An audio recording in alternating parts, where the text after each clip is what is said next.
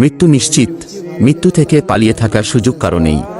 মৃত ব্যক্তিকে যখন কবর দিয়ে সকলে চলে যায়, তখন মৃত ব্যক্তি তাদের পায়ের আওয়াজ শুনতে পায়।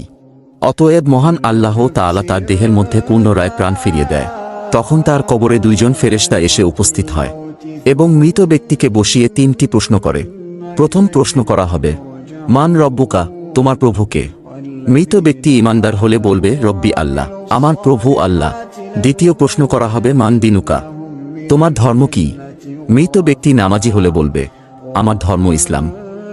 তৃতীয় প্রশ্ন করা হবে, নবীজির ছবি দেখিয়ে বলা হবে এই ব্যক্তিকে। মৃত ব্যক্তি শেষ নবীর উম্মত হলে বলবে, ইনি হলেন শেষ নবী হযরত মুহাম্মদ সাল্লাল্লাহু আলাইহি ওয়াসাল্লাম।